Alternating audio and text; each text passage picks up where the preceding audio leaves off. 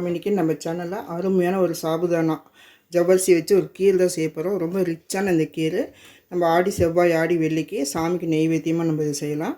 செய்யறது ரொம்ப ஈஸியான வேலை தான். ஒரு 10 நிமிஷம் தான். நம்ம ஜவ்வரிசி ஒரு 10 நிமிஷம் ஊற வச்சுட்டு பாலை காய வச்சு போட்டு செய்ய வேண்டியதான். இது எப்படி செய்யுது அப்படின்ட்டு வாங்க ஃப்ரெண்ட்ஸ் வீடியோக்குள்ளே போய் பார்க்கலாம். வீடியோக்குள்ளே பார்த்து முன்னாடி புதுசாக பார்க்குறவங்க நம்ம சேனலை சப்ஸ்கிரைப் பண்ணி வச்சுக்கோங்க. வாங்க எப்படி செய்யுதுன்னு பார்க்கலாம். ஜவ்வரிசி கீர் பண்ணுறதுக்கு நான் வந்து ஒரு மாவு ஜவ்வரிசி இதில் ஒரு கப்பு எடுத்து ஊற வச்சு வச்சுக்கிறேன். நீங்கள் டம்ளரு டீ குடிக்கிற டம்ளர் ஏதோ ஒரு டம்ளரோ கப்போ நீங்கள் எது வேணாலும் எடுத்துக்கோங்க. இதை வந்து ஒரு 20 நிமிஷமாக நான் வந்து ஊற வச்சுக்கிறேன். இப்போ நம்ம எப்படி செய்யுதுன்னு பார்க்கலாம். இதெல்லாம் ஒரு கடாயை வச்சுக்கிறேன். அடுப்பத்தை வச்சு ஒரு அடி கனமான ஒரு கடாயை வச்சுக்கிறேன். இதில் வந்து ஒரு ஸ்பூன் நெய் ஊற்றிக்கலாம். இப்போ இதில் வந்து முந்திரி திராட்சை நமக்கு தேவையான அளவு எடுத்துக்கலாம். நமக்கு எவ்வளோ வேணுமோ அந்த அளவுக்கு. நான் வந்து இந்த அளவுக்கு ஒரு அரை கை அளவுக்கு எடுத்துருக்கிறேன். ஒரு 15 பக்கம் கருப்பு திராட்சை எடுத்து வச்சுக்கிறேன். இதை போட்டு நம்ம நல்லா ஃப்ரை பண்ணிக்கிறோம்.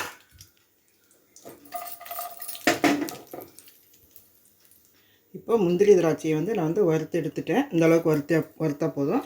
இப்போ வந்து காய்ச்சின பால் தான். இந்த பாலை வந்து ஊற்றிக்கலாம்.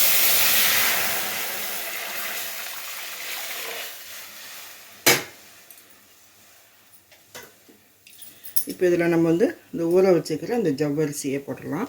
இது வந்து ஊற வச்சு போடுறதுனால நம்ம சீக்கிரமாக ஒரு 10 நிமிஷத்தில் இது வந்துடும்.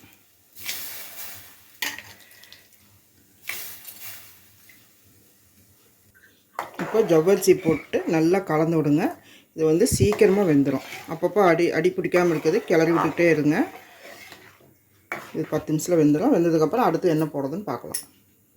இப்போ நான் வந்து ஒரு 1/4 கப்பு பால் எடுத்துருக்கிறேன். அதில் வந்து 1 டேபிள் ஸ்பூன் கஸ்டர்ட் பவுடர் இது போட்டு நல்லா கலந்துக்கோங்க. இது போட்டிங்கன்னா இது வந்து நல்லா ரிச்சாக நல்லா ஸ்மெல் நல்லா சூப்பராக இருக்கும். நான் வந்து வெனிலா ஃப்ளேவர் தான் எடுத்துருக்கிறேன். இந்த மாதிரி கரைச்சி ஊற்றிக்கோங்க. அப்படி இல்லைன்னா நீங்கள் மில்க் மேட் கூட நீங்கள் ஊற்றிக்கலாம். இப்போ கரைச்சி இந்த ஜவ்வரிசி நல்லா வெந்துருச்சு. 10 நிமிஷமாக நல்லா வெந்துட்டுருக்குது. இதில் வந்து நம்ம இதை ஊற்றிடலாம். ஜவ்வரிசி வந்து ஊற வச்சு போட்டுக்கணும். நல்லா திக்னஸ் கிடைக்கும். இது போட்டு நல்லா கலந்து விடுங்க. இப்போ இதில் வந்து நம்ம ஜவ்வரிசி எடுத்தோமா அதுலேயே வந்து சர்க்கரை அளந்துக்கோங்க. நான் வந்து இதில் தான் வந்து 1 கப்பு எடுத்தேன். இதுலேயே வந்து 1 கப்பு சர்க்கரை போட்டுக்கிறேன். உங்களுக்கு சர்க்கரை அதிகமாக வேண்டாம் கொஞ்சமாக வேணும் அப்படின்னு நினச்சிங்கன்னா நீங்கள் கொஞ்சமாக கூட போட்டுக்கலாம். நீங்கள் இதுக்கு பதிலாக நாட்டு சர்க்கரை போட்டுக்கலாம், கருப்பட்டி, வெல்லம் இந்த மாதிரி நீங்கள் எது வேணாலும் போட்டுக்கலாம். இப்போ வந்து சர்க்கரை நல்லா கரையிட்டோம். இப்போ நம்ம வறுத்து வச்சுக்கிற இந்த திராட்சை முந்திரியை போட்டுருவோம். நல்லா கலந்து விட்டுருங்க. சூப்பராக இருக்குது இந்த ஸ்மெல்லு. நீங்கள் ஏலக்காய் தூள் எதுவுமே நீங்கள் போட வேண்டாம். கஸ்டர்ட் பவுடர் இல்லை அப்படின்னா மில்க் மேட் போட்டுக்கோங்க. அப்போ நீங்கள் ஏலக்காய் தூள் கொஞ்சமாக பச்சைக்கல்புரம் போட்டுக்கோங்க.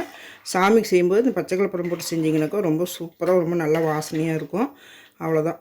நீங்களே இதேமாதிரி செஞ்சு பாருங்கள் ஃப்ரெண்ட்ஸ். இந்த வீடியோ பிடிச்சிருந்தால் லைக் பண்ணுங்கள், ஷேர் பண்ணுங்கள், கமெண்ட் பண்ணுங்கள், சப்ஸ்கிரைப் பண்ணிவிட்டு பெல் பட்டனை கிளிக் பண்ண மறந்துடாதீங்க. மீண்டும் அடுத்த ஒரு நல்ல வீடியோவில் சந்திப்போம். நன்றி, வணக்கம்.